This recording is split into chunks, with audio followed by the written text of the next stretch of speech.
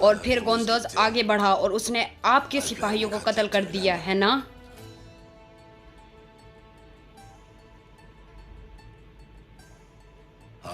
खातून, अपने दावों के साथ आपने सिर्फ गोंदोज पर कत्ल का इल्जाम नहीं लगाया, बल्कि काई कबीले के तमाम दूसरे सिपाहियों पर भी।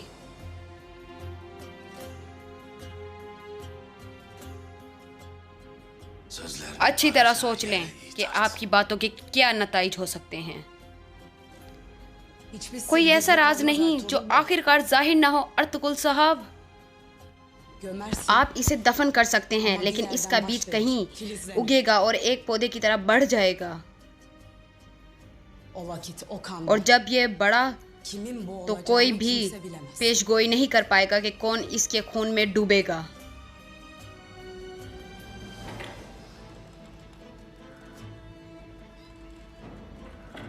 हजूर, अताज साहब की हालत मुस्तहकिम है। सिपाही इनके साथ हैं, इन्हें कुछ देर आराम की जरूरत है। जब अताज साहब की सेहत बहाल होगी तो हम उनसे भी पूछ गुछ करेंगे। आरिफ साहब, ठीक है हुजूर। मैं आपके जख्म पर थोड़ा मरहम लगा देता हूँ।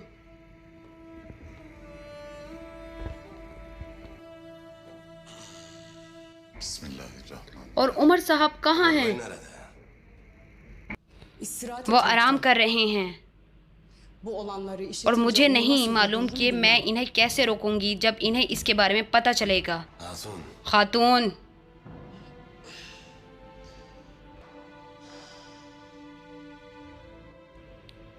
मैं आपके गुस्से को समझ सकता हूँ खातून।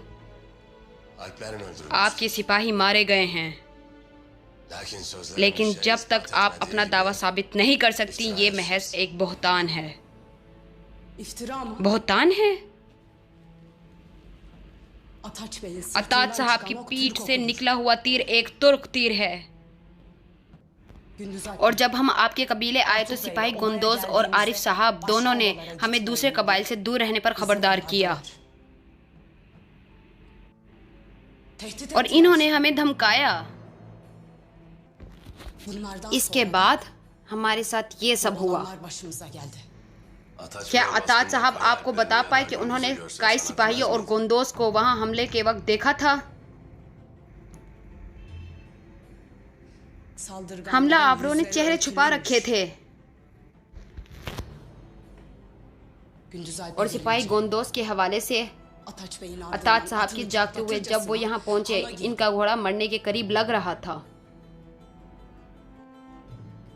आपकी नीयत क्या थी? क्या आपने जो शुरू किया उसको खत्म करना था और मेरे सिपाहियों की तरह अताज साहब को भी मारने की नीयत थी? मुझे जवाब दें, आप कहां से आए थे फिर?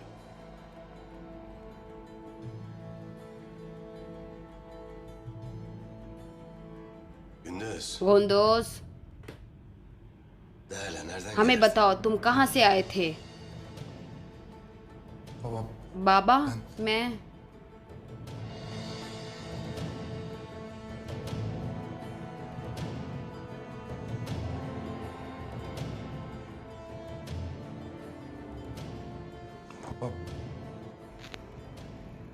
तुम कहां से आए थे गोंदोज?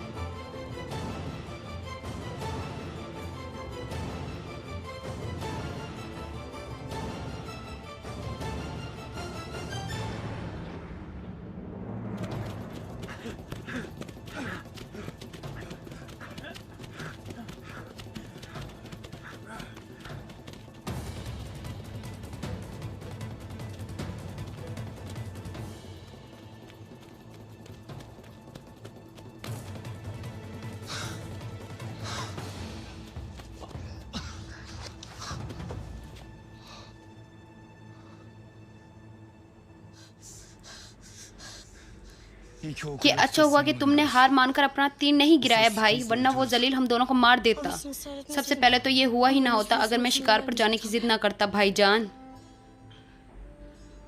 अगर हम यहाँ से जिंदा निकल पाए तो बाबा यकीनन मुझ पर बहुत गुस्सा होंगे।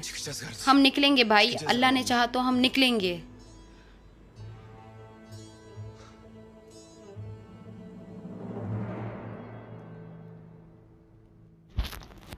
तुम कहाँ थे गोंदोज? क्या आप मुझसे इस झूठे की बातों पर यकीन करने की उम्मीद रखते हैं जो ये भी नहीं बता सकता कि वो कहाँ था?